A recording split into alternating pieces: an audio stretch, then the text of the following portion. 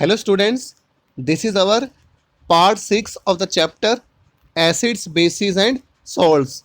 तो देखिए अभी तक हमने पढ़ा था कि एसिड वो सब्सटेंस होता है, वो केमिकल सब्सटेंस होता है जिसका सोर टेस्ट होता है, जिसका खट्टा स्वाद होता है। और हमने पढ़ा था कि जो एसिड होता है, asset turns blue litmus red, और एसिड ब्लू लिटमस को रेड में चेंज कर देता है। आज हम एसिड की एक नई डेफिनेशन पढ़ेंगे। So let us start. देखिए, an acid is a substance, acid वो सब्सटेंस होता है विच डिसोशिएट्स। डिसोशिएट का मतलब क्या होता है? टूटना। तो एसिड वो सब्सटेंस होता है जो डिसोशिएट होता है, या फिर आयनाइज बोल सकते हैं। आयोनाइज का मतलब भी होता है आयंस में टूटना, ठीक है। On dissolving in water to produce hydrogen ion. तो देखिए, एसिड वो केमिकल सब्सटेंस होता है जिसे जब हम पानी में डिसॉल्व करते हैं, जिसका हम सॉल्यूशन बनाते हैं, तो अगर हम एसिड को पानी में डालते हैं तो पानी में डालने के बाद वो डिसोशिएट होता है, वो टूटता है, और टूट के हमें क्या देता है? हाइड्रोजन आयन देता है, H+ आयन देता है। हाइड्रोजन आयन क्या होते हैं? H पॉजिटिव आयन, ठीक है। तो एसिड क्या होते हैं? जितने भी हमारे एसिड्स होते हैं, आप कोई भी एसिड लेके चलो, चाहे आप सल्फ्यूरिक एसिड लो, चाहे नाइट्रिक एसिड लो, चाहे कार्बोनिक एसिड लो, चाहे हाइड्रोक्लोरिक एसिड लो, so you can take any acid. कोई भी आप एसिड ले लो, सारे एसिड्स की क्या प्रॉपर्टी होती है कि अगर आप उनका एक्वस सॉल्यूशन बनाओगे। एक्वस सॉल्यूशन का मतलब क्या है? कि अगर आप एसिड्स को पानी में डिसॉल्व करोगे तो पानी में डिसॉल्व करने के बाद वो डिसोशिएट हो जाएंगे, वो टूट जाएंगे, किसमें? हाइड्रोजन आयन में, H पॉजिटिव आयन में। So acids are those substance which dissociate on dissolving in water to produce hydrogen ion. तो एसिड्स क्या होते हैं? जो वाटर में डिसॉल्व होने के बाद हमें क्या देते हैं? H पॉजिटिव आयन देते हैं। एग्जाम्पल आप देख सकते हैं यहाँ पे, जैसे हाइड्रोक्लोरिक एसिड ले लिया हमने, HCl, ब्रैकेट में मैंने AQ लिख रखा है एक्वस। एक्वस का मतलब क्या है? कि हमने इसको पानी में डिसॉल्व कर दिया। तो जब भी किसी सब्सटेंस के आगे एक्वस लिखा होता है, उसकी फिजिकल स्टेट क्या है यहाँ पे? कि हमने उसको वाटर में डाला है, वाटर में, और किसी लिक्विड में नहीं। एक्वस मतलब वाटर में। तो जब हमने हाइड्रोक्लोरिक एसिड को वाटर में डाला तो वो डिसोशिएट हो जाता है, किसमें? H पॉजिटिव आयन में और Cl नेगेटिव आयन में। तो इसका मतलब ये क्या हो गया? एसिड हो गया, ठीक है। और एग्जांपल्स हम दे सकते हैं, जैसे हमारा सल्फ्यूरिक एसिड हो गया, H2SO4। तो जब हम सल्फ्यूरिक एसिड को भी पानी में डालेंगे तो वो डिसोशिएट हो जाएगा, टूट जाएगा, H पॉजिटिव आयन में और SO4 2 नेगेटिव आयन में, सल्फेट आयन में।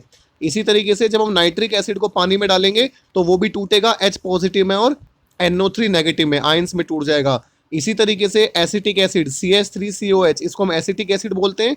तो ये भी अगर हम वाटर में डालेंगे तो डिसोशिएट हो जाएगा CH3COO नेगेटिव और H पॉजिटिव में। तो आप देख सकते हो ये जितने भी एसिड्स का हमने एग्जांपल लिया है, ये सारे एसिड्स किस में टूट रहे हैं? H पॉजिटिव आयंस में, H positive, H positive, H positive. तो एसिड्स की क्या प्रॉपर्टी होती है? कि जब भी हम एसिड का सॉल्यूशन बनाते हैं, जब भी हम एसिड को पानी में डिसॉल्व करते हैं, तो ये हमेशा डिसोशिएट होकर हमें हाइड्रोजन आयंस देते हैं। तो ये डेफिनेशन आपको क्लियर हो गई होगी, ठीक है ना।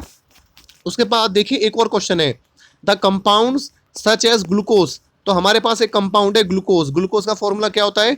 C6H12O6। और हमारे पास एल्कोहल है, एल्कोहल क्या होता है? C2H5OH, ठीक है। इनके केमिकल फॉर्मूला है। तो देखिए, ये जो ग्लूकोज हो गया और एल्कोहल हो गया, इनमें भी हाइड्रोजन होते हैं। आप देख सकते हो ग्लूकोज में भी 12 हाइड्रोजन है, एल्कोहल में 5-6 हाइड्रोजन है। तो ये जो कंपाउंड है, इनमें भी हाइड्रोजन होते हैं, लेकिन ये एसिडिक कैरेक्टर शो नहीं करते हैं, ठीक है ना। तो ग्लूकोज हो गया, एल्कोहल हो गया, ये ऐसे कंपाउंड्स हैं, इनमें भी हाइड्रोजन होते हैं, लेकिन ये एसिडिक कैरेक्टर को शो नहीं करते हैं, दे आर नॉट एसिड। अब क्वेश्चन आता है ये एसिड क्यों नहीं होते? तो सीधा सा रीज़न है, तो जब हम इन कंपाउंड्स को, जैसे ग्लूकोज हो गया, एल्कोहल हो गया, तो जब हम इनको वाटर में डिसॉल्व करते हैं तो ये हमें हाइड्रोजन आयंस नहीं देते हैं, ठीक है ना। तो ग्लूकोज हो गया और एल्कोहल हो गया, तो जब आप इन्हें पानी में डालोगे तो पानी में डालने के बाद ये डिसोशिएट नहीं होंगे H पॉजिटिव आयंस में।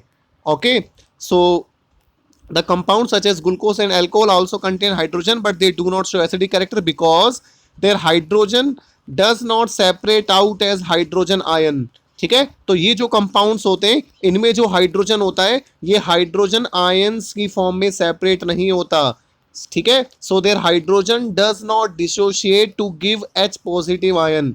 आपसे कोई क्वेश्चन पूछेगा कि एसिड्स क्या होते हैं, आप बोलोगे जितने भी एसिड्स होते हैं वो सब H पॉजिटिव आयंस देंगे पानी में डालने के बाद। आपसे कोई बोलेगा कि फिर तो ग्लूकोज जो होता है उसमें भी हाइड्रोजन होते हैं, वो भी हाइड्रोजन देगा पानी में। नहीं, जो ग्लूकोज होता है या फिर जो हमारा एल्कोहल होता है, इनको जब हम पानी में डालेंगे तो इनके जो हाइड्रोजन है वो H पॉजिटिव में कन्वर्ट नहीं होंगे, उनके आयंस नहीं बनेंगे, सो दे आर नॉट एसिड।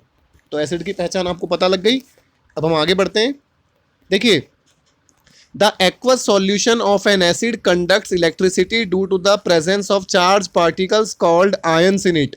तो अगर हम एसिड को पानी में डिसॉल्व करते हैं तो पानी में डिसॉल्व करने के बाद मैंने आपको अभी बताया था इनके आयंस बनते हैं, and due to the presence of ions in the solution इनमें से इलेक्ट्रिक करंट पास हो जाता है। तो जितने भी हमारे एसिड्स होते हैं ये आयंस में टूट जाते हैं, डिसोशिएट हो जाते हैं पानी में डालने के बाद, और क्योंकि ये आयंस में डिसोशिएट हो जाते हैं तो इसी वजह से दे कंडक्ट इलेक्ट्रिसिटी, इनमें से इलेक्ट्रिसिटी पास हो जाती है। ठीक है ना। और glucose solution and alcohol solution do not conduct electricity. अब अगली चीज क्या आती है, जो हमारा ग्लूकोज का सॉल्यूशन है या अल्कोहल का सॉल्यूशन है ये इलेक्ट्रिसिटी को कंडक्ट नहीं करते क्योंकि इनमें आयंस प्रेजेंट नहीं होते। अगर आप पानी को ग्लूकोज में डालोगे या अल्कोहल को ग्लूकोज में डालोगे तो ये आयंस में नहीं टूटते, दे do not give ions on dissociation, that's why they do not conduct electricity. ठीक है, जैसा कि आप इस डायग्राम में देख सकते हो, यहाँ पे हमने क्या करा, यहाँ पे एक बीकर लिया और ठीक है, हमने यहाँ पे एक बीकर लिया है, इस बीकर में हमने क्या करा, डाइल्यूट हाइड्रोक्लोरिक एसिड, हमने हाइड्रोक्लोरिक एसिड का सॉल्यूशन ले लिया और हमने यहाँ पे 2 कील को गाड़ दिया, 2 आयरन नेल को ले लिया यहाँ पे, और इन दोनों आयरन नेल को हमने बैटरी से जोड़ दिया करंट पास कराने के लिए। ठीक है ना। तो जैसे हमने बैटरी का स्विच ऑन किया, यहाँ पे स्विच आपको दिख रहा होगा, तो जैसे ही हमने इस स्विच को ऑन किया यहाँ पे, तो यहाँ पे करंट फ्लो होने, करंट पास होने लगा। उसका कैसे पता चला, ये जो बल्ब आपको दिख रहा है बल्ब ग्लो हो गया, ये बल्ब यहाँ पे ऑन हो गया, जल गया।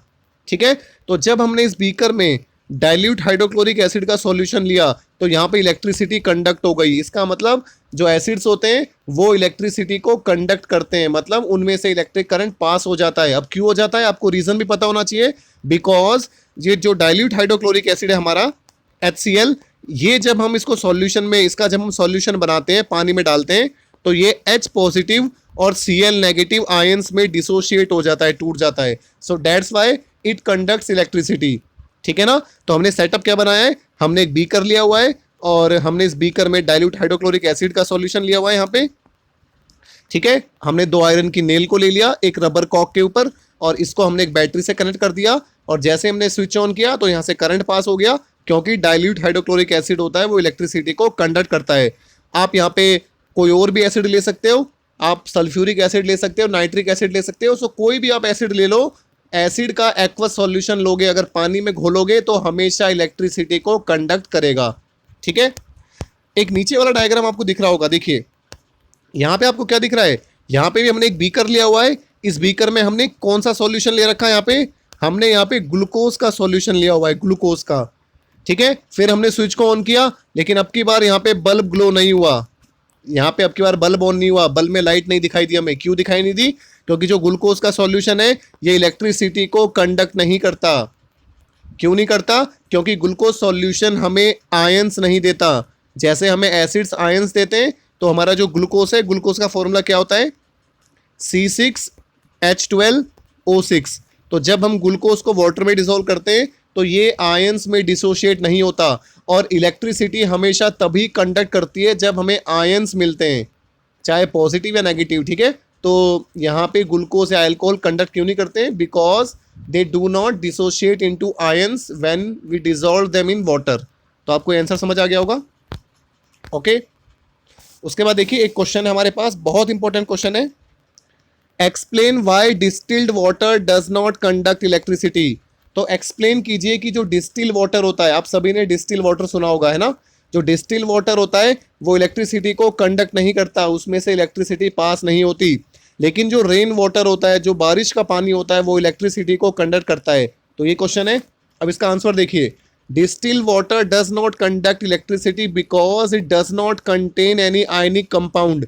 तो देखिए जो डिस्टिल वाटर होता है वो इलेक्ट्रिसिटी को कंडक्ट नहीं करता। क्यों नहीं करता, क्योंकि उसमें कोई भी आयनिक कंपाउंड नहीं होता।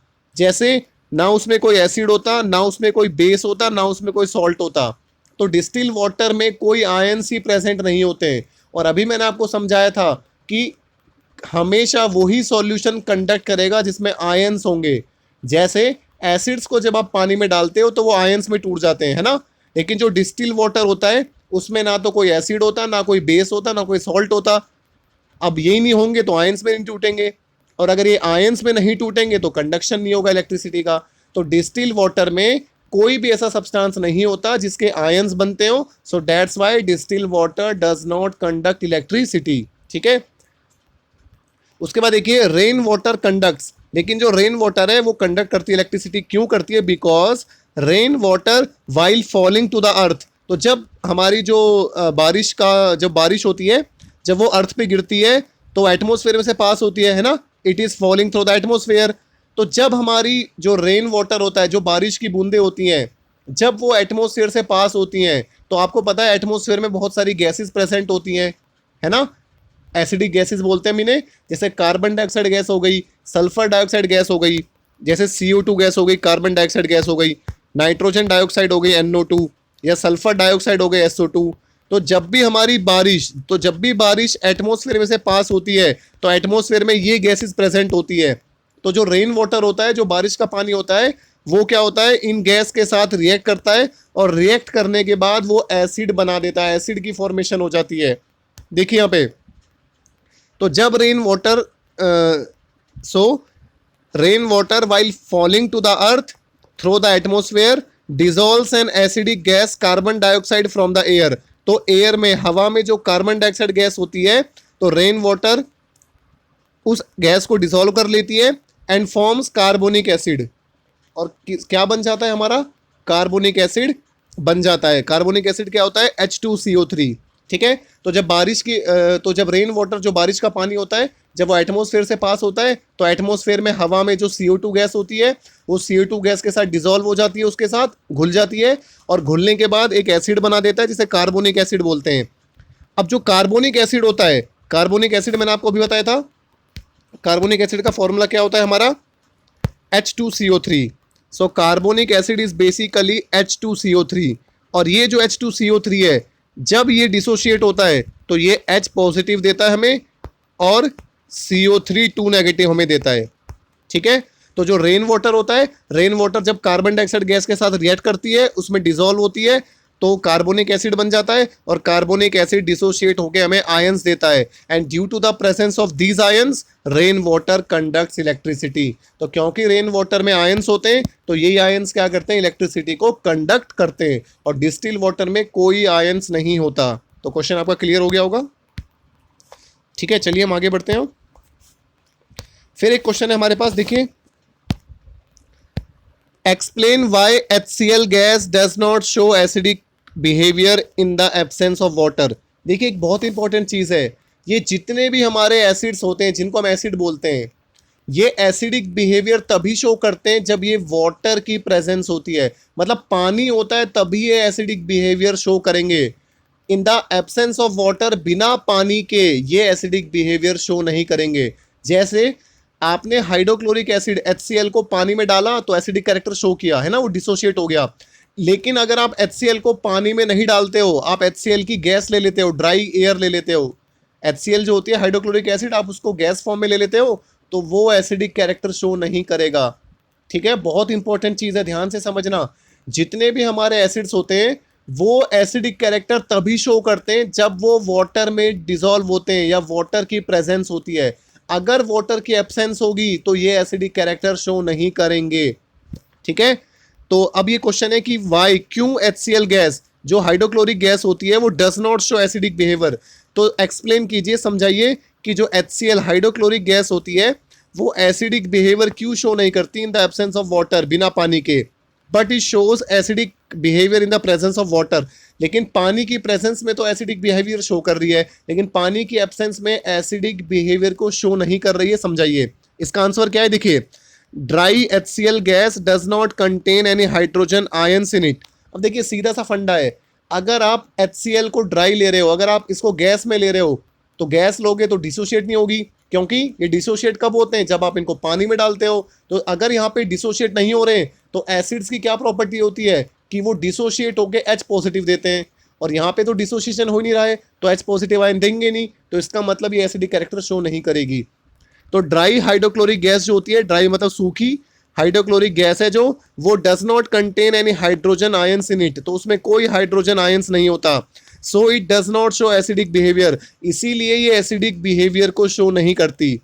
However when HCl gas dissolves in water, लेकिन जब HCl गैस वाटर में डिसॉल्व होती है तो वो हाइड्रोजन आयंस बनाती है और एसिडिक बिहेवियर को शो करती है। जैसे हमने यहाँ पे HCl गैस को लिया हुआ है, तो जब हम इसको डिसॉल्व करते हैं वाटर में तो H पॉजिटिव में टूटती है और Cl नेगेटिव में टूटती है।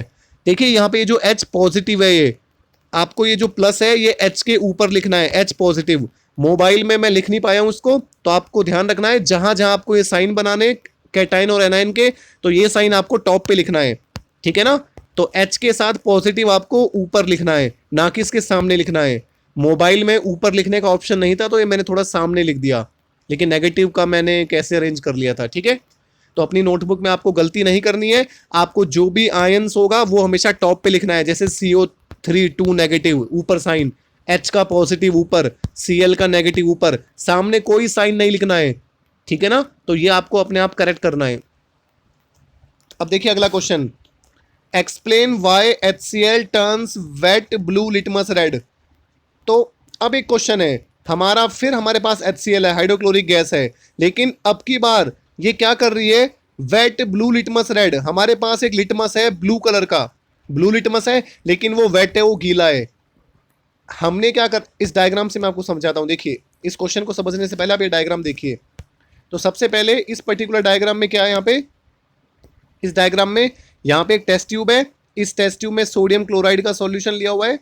तो हमने क्या कर रखा है, इस टेस्ट ट्यूब में सोडियम क्लोराइड को ले रखा है, NaCl को, और इसमें क्या डाल दिया, कंसंट्रेटेड सल्फ्यूरिक एसिड डाल दिया, ठीक है। तो हमने क्या काम करा, हमने NaCl लिया और NaCl में सल्फ्यूरिक एसिड को डाल दिया, H2SO4 को, ठीक है। तो डालने के बाद क्या होता है, यहाँ से HCl गैस रिलीज होती है जब ये रिएक्शन होती है तो, ठीक है। तो यहाँ से HCl गैस निकलेगी। तो हमने क्या काम करा, सोडियम क्लोराइड में NaCl लिया हमने, 1 ग्राम हमने NaCl लिया, उसमें हमने कंसंट्रेटेड सल्फ्यूरिक एसिड को मिला दिया।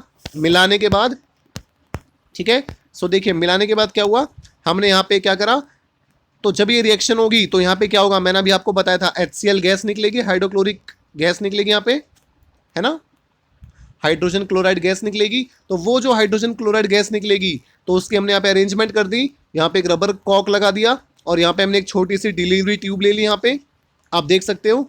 तो यहाँ से जो गैस निकलेगी, फिर हमने क्या काम करा, हम एक लिटमस पेपर लाए, लेकिन ध्यान से समझना, ये जो लिटमस पेपर है ये ड्राई है। ड्राई का मतलब क्या होता है, ये जो लिटमस पेपर है ये सूखा है, इसमें पानी नहीं है, it is dry litmus paper.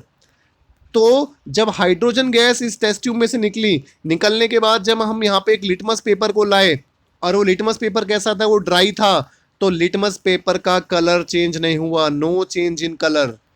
अब कलर चेंज क्यों नहीं हुआ, क्योंकि अगर ये एसिडिक कैरेक्टर शो करती तो पक्का ब्लू लिटमस को रेड में चेंज कर देती, लेकिन यहाँ पे जो HCl गैस है उसने एसिडिक बिहेवियर शो नहीं करा, है ना। ये आपको डायग्राम क्या समझा रहा है कि अगर हम HCl गैस को, ड्राई HCl गैस को एक लिटमस पेपर के कांटेक्ट में लाते हैं, और वो लिटमस पेपर कैसा है, वो ड्राई लिटमस पेपर है, वो गीला नहीं है, वो सूखा लिटमस पेपर है, तो ये जो HCl गैस है ये इसके कलर को चेंज नहीं करेगी, मतलब ये एसिडिक कैरेक्टर शो नहीं करेगी। क्यों नहीं करेगी, सोच के बताइए, आप सोचियो, 10 सेकंड में आप सोचो और खुद ही इसका आंसर निकालो।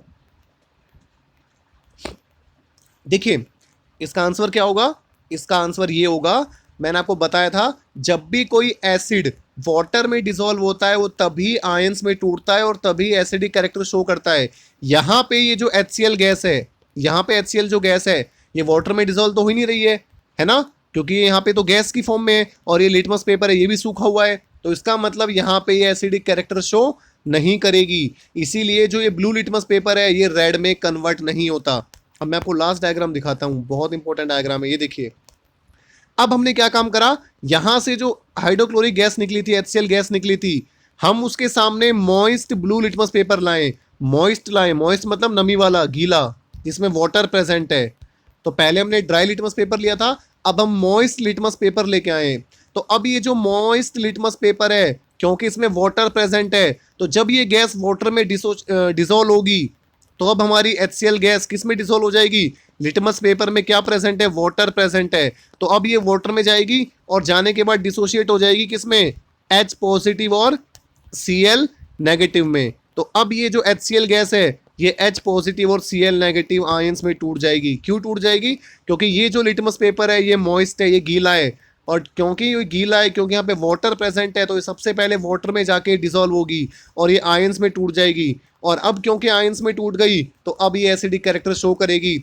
और आप डायग्राम देख सकते हो, यहाँ पे लिटमस पेपर का कलर चेंज हो गया, ये ब्लू से क्या हो गया? रेड हो गया। तो आपको यहाँ से क्या समझ आया?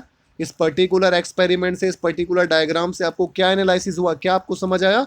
हमें ये समझ आया कि हमारे जो एसिड्स होते हैं वो एसिडिक कैरेक्टर तभी शो करते हैं जब ये वाटर की प्रेजेंस में होते हैं, मतलब जब ये वाटर में डिसॉल्व होते हैं, और पानी के एब्सेंस में ये एसिडिक कैरेक्टर शो नहीं करते हैं। बहुत इंपॉर्टेंट चीज़ है। ओके, अब हम आगे बढ़ते हैं। ठीक है, अब देखिए लास्ट हमारा टॉपिक है आज का, strong acids and weak acid. तो अब हम पढ़ते हैं स्ट्रॉन्ग एसिड क्या होते हैं, वीक एसिड क्या होते हैं। हमने एक पिछली वीडियो में ओनली स्ट्रॉन्ग एसिड डिफाइन नहीं किया था। हमने बोला था कि हमारा सल्फ्यूरिक एसिड हो गया, नाइट्रिक एसिड हो गया और हाइड्रोक्लोरिक एसिड हो गया, दे आर स्ट्रॉन्ग एसिड। और कार्बोनिक एसिड हो गया, एसिटिक एसिड हो गया, दे आर वीक एसिड। हमने उस टाइम डिफाइन नहीं किया था, मैंने आपको बोला था हम कुछ टाइम बाद आगे जाके डिफाइन करेंगे। तो अब इस वीडियो में हम डिफाइन करने जा रहे हैं हमारे स्ट्रॉन्ग एसिड क्या होते हैं। देखिए, an acid which is completely ionized in water and thus produces a large amount of hydrogen ion। तो स्ट्रॉन्ग एसिड वो एसिड होते हैं जो पानी में पूरी तरीके से टूट जाते हैं, पूरी तरीके से आयनाइज हो जाते हैं, कंप्लीटली आयनाइज हो जाते हैं, ठीक है ना, और बहुत सारे हाइड्रोजन आयंस हमें देते हैं। जैसे मान के चलिए आपने क्या करा, आपने एक बीकर लिया, आपने इस बीकर में HCl हाइड्रोक्लोरिक एसिड को ले लिया, बहुत सारा, ठीक है। तो आपने इसमें 20 ml 20 ml हाइड्रोक्लोरिक एसिड को मिला दिया 100 ml पानी में, ठीक है। जनरली हम पानी में एसिड नहीं मिलाते, हम एसिड में थोड़ा जो होता है वो वाटर मिलाते हैं, ठीक है। वो मैं आपको समझा चुका हूं, लेकिन एक एग्जांपल के तौर पे हम ले रहे हैं।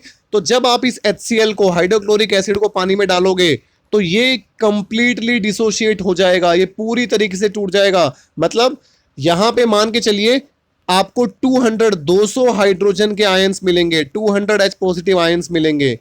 तो स्ट्रॉन्ग एसिड वो एसिड होते हैं जिनको जब आप पानी में डालते हो, डिसॉल्व करते हो, तो वो कंप्लीटली डिसोशिएट हो जाते हैं।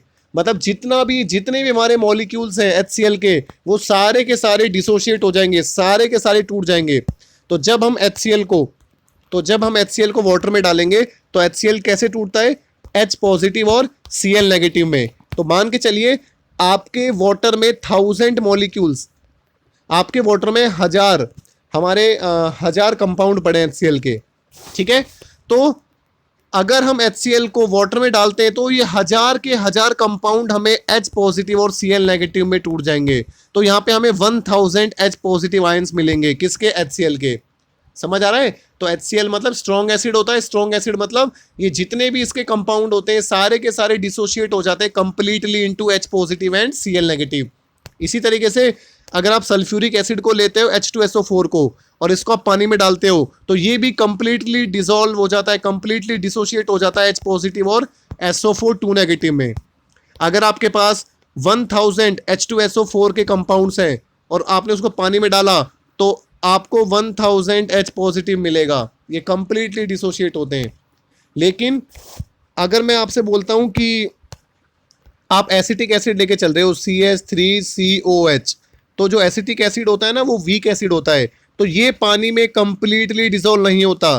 देखिए, जो कंप्लीटली डिसॉल्व होते हैं ना उनको हम एरो से शो करते हैं, और जो कंप्लीटली डिसॉल्व नहीं होते, जो पार्शली डिसॉल्व होते हैं, मतलब एक एग्जांपल से समझते हैं। आपने 1000 कंपाउंड्स लिए, आपने पानी में 1000 क्या डाल दिए? एसिटिक एसिड को ले लिया CH3COH। तो 1000 CH3COH में आपको ओनली 700 H पॉजिटिव आयंस मिले, 700 मिले। तो ये वीक एसिड हो गया क्योंकि ये पार्टली डिजोल्व हुआ है, कंप्लीटली डिजोल्व नहीं हुआ पानी में, ठीक है। लेकिन अगर आप HCl को लेते हो तो अगर आप उसके 1000 कंपाउंड लेते हो वाटर में तो 1000 H पॉजिटिव मिलेंगे, लेकिन एसिटिक एसिड के 1000 लेते हो तो 700 मिलेंगे या 600 मिलेंगे या 500 मिलेंगे, कम मिलेंगे आपको, ठीक है। तो एसिटिक एसिड जो हमारा होता है CH3COH जो हमारा होता है, ये डिसोशिएट किस किस में हो जाता है, ये डिसोशिएट हो जाता है CH3COO नेगेटिव में और H पॉजिटिव में, लेकिन ये कंप्लीटली डिसोशिएट नहीं होता। तो इसीलिए हम कैसे शो करते हैं इसको, डबल एरो से ऐसे शो करते हैं, एक एरो ऐसे और एक एरो ऐसे। ये एरो क्या शो करती है कि ये पार्शली डिसॉल्व हुआ है, पार्शली मतलब ये कंप्लीटली डिसॉल्व नहीं हुआ है। अगर हमने इसके 500 कंपाउंड लिए तो 500 में से 200-250 H पॉजिटिव मिलेंगे हमें, 500 के 500 नहीं मिलेंगे, ठीक है। लेकिन जो कंप्लीटली डिसॉल्व होते हैं उन्हें हम सिंगल एरो से शो करते हैं ऐसे। जैसे आपने HCl को लिया तो HCl डिसोशिएट होगा H पॉजिटिव और Cl नेगेटिव में, तो यहाँ पे हमने कंप्लीट एरो लिया है। लेकिन अगर आप वीक एसिड लेते हो जैसे CH3COOH एसिटिक एसिड, तो यहाँ पे आपको डबल एरो बनानी पड़ेगी और ठीक है, और एरो में भी आपको ये सिंगल बार लेना पड़ेगा, ठीक है। तो ये डिसोशिएट हो जाएगा CH3COO नेगेटिव में और H पॉजिटिव में डिसोशिएट हो जाएगा, लेकिन ये कंप्लीटली डिसोशिएट नहीं होगा। तो I hope you understand the concept of strong acid and weak acid. और देखिए जो स्ट्रॉन्ग एसिड होते हैं क्योंकि ये कंप्लीटली डिसॉल्व हो जाते हैं, बहुत ज़्यादा एच पॉजिटिव आयंस हमें देते हैं, तो इसीलिए इलेक्ट्रिसिटी को अच्छी तरीके से कंडक्ट करते हैं। लेकिन जो वीक एसिड होते हैं क्योंकि एच पॉजिटिव में कंप्लीटली डिसोशिएट नहीं हो पाते, इनसे हमें ज़्यादा एच पॉजिटिव आयन नहीं मिल पाते। अब देखिए स्ट्रॉन्ग एसिड में ज़्यादा आयंस मिलते हैं, अब जितने ज़्यादा आयंस मिलेंगे उतना अच्छा कंडक्शन होगा इलेक्ट्रिसिटी का, तो इसलिए यहाँ पे जो बल्ब है ये तेज़ी से ग्लो कर रहा है। लेकिन जो वीक एसिड होते हैं वो पार्शली डिसॉल्व होते हैं, पूरी तरीके से टूट नहीं पाते हैं, इसीलिए हमें हाइड्रोजन आयन जो मिलेंगे सॉल्यूशन में वो कम मिलेंगे। और क्योंकि यहाँ पे आयंस कम मिलेंगे तो इलेक्ट्रिसिटी भी कम कंडक्ट होगी। तो यहाँ पे जो बल्ब है वो डिम दिख रहा है आपको, है ना, यहाँ पे बल्ब है डिम है, और यहाँ पे जो बल्ब है वो ब्राइटली ग्लो कर रहा है, बहुत चमकदार बल्ब जल रहा है यहाँ पे, है ना।